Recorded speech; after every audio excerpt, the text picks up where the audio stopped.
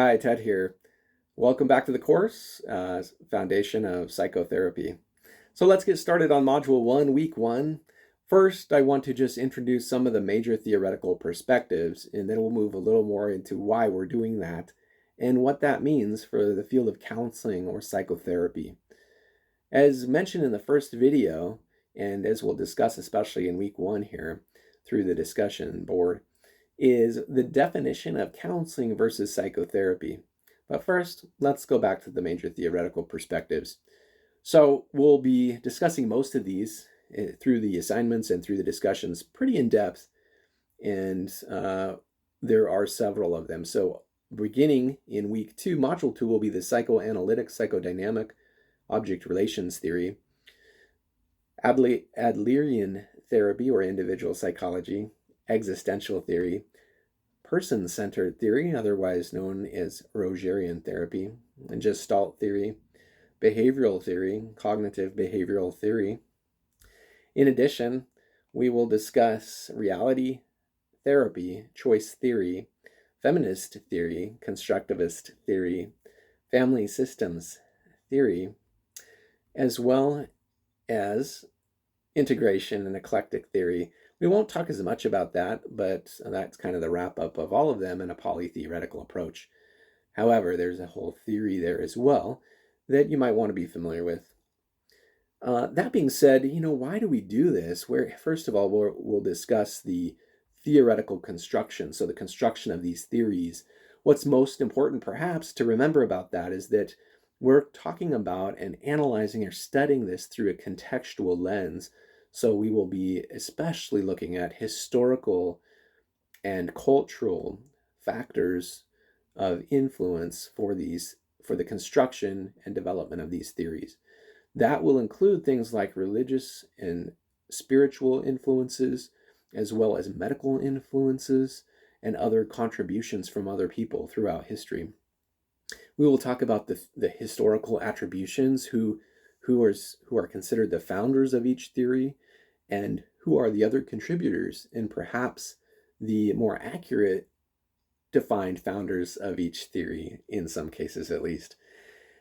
So we'll really try to take an accurate look at that history and that contextualism when it comes to theoretical construction. All right. That being said, we are going to discuss the purpose of counseling in general. What is it, right? To alleviate human suffering? A lot of people would suggest that's the case, and maybe they're right.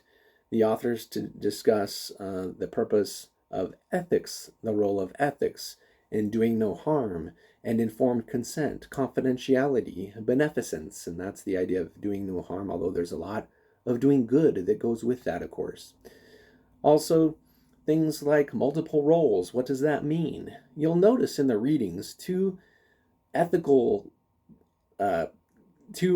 codes, set of ethical principles, are included in the readings. Now, one is designed specifically because this is a psychology major course, and so to honor that, and those of you who go on to get a license or other degree in the field of psychology, but especially who become licensed as a psychologist or other psychology-related license, will abide by the standards set forth by the American Psychological Association, rather those ethical principles. And please review and be very familiar with the ethical principles of the American Psychological Association listed linked in the syllabus, and it will take you to that site, of course, the APA site, to review in detail those ethical principles. Also included in the readings is the American Counseling Association's version of that, really the ACA, and that's included because many of you maybe already do work in the mental health field, or if you do, go on to become a licensed mental health counselor, or otherwise obtain a license related to counseling or clinical mental health counseling. Probably you're going to be governed and need to practice abiding by the ethics set forth by the American Counseling Association. And so that's why that's in there as far as linked in the readings. And those are the differences between the two. Please reach out if you have any questions. Post in the course room, ask questions about that if you are unclear. But of course, please do your research first and review those on your own so that we can further apply them as we move forward in the course. So really, this module one, week one is about how to apply different theories and approaches to counseling and psychotherapy to alleviate human suffering, to answer questions like why do people suffer? Why do some people bounce back from a tragic situation and grow stronger from it, perhaps emotionally and otherwise? And why do other people seem to be forever damaged? Is that the case at all? Arguable, right?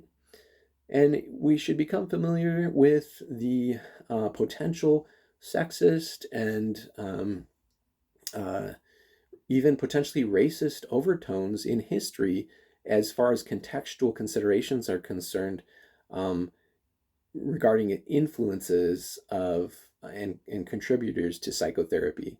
Um, and there's some interesting information, especially in the chapter summary in chapter one, about that. And of course, first throughout the chapter, these ideas of seeing history accurately are woven into that as far as the construction of these theories. The four cultural and historic realities or perspectives that shape development of theories and so their construction is one, biomedical, two, religious and spiritual, three, psychosocial, and four, feminist or multicultural and multicultural. There's a 12-part comprehensive definition of counseling and psychotherapy provided in chapter one that you should be very familiar with. A lot of these items that I'm pointing out will be included in the exam, as well as some others throughout the chapter, but they will usually be highlighted. They'll be in bold in the chapter anyway, or they'll be main ideas, even if they're not actually bolded in the font. In 1952, something happened that you should be familiar with as well. A study by Hans Eysenck, and that's my pronunciation. And so you find your own if that's not correct. But that's the way I pronounce it. So Eysenck did a study of psychotherapy that really changed things for the future of psychotherapy, because what it did, in my view, was that it really exploded the research field, or rather the amount of studies that came out of that because of the controversy surrounding it made for a case, for psychotherapy or counseling. Again, I pose this question to you: what is the difference between psychotherapy and counseling? And what do you choose to call it, and why do you choose to call it that? Also, what is your personal theoretical view of the world, rather of counseling? But how does your worldview inform that? So what is your contextual understanding of your own theoretical approach in the field of mental health? All right, so along with abiding by the ethics codes that we've mentioned, and the construction and the contextual way that we were looking at the development of theoretical constructions, these are the main ideas as applied to clinical counseling and helping people, or helping people find a different way, or just understanding from a different perspective how one person might be very fulfilled with a simple life, not very much money perhaps, maybe not traveling much or at all, whereas somebody else might be really fulfilled only, they think anyway, or their experience is, if they're traveling, if they're making a lot of money. Where do those motivations come from? How is one person happy and one person not? What does it mean to experience fulfillment or satisfaction? How is psychological response triggered?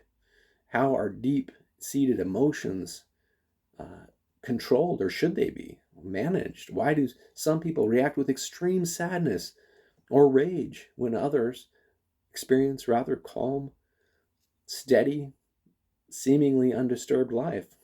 These are some of the questions that the theoretical foundations and so the contextual constructions can help to answer as we move into applying therapies, and so really applying those theoretical principles through therapies specifically that we'll talk about as we move forward here to actually counseling situations and also other topics related to that.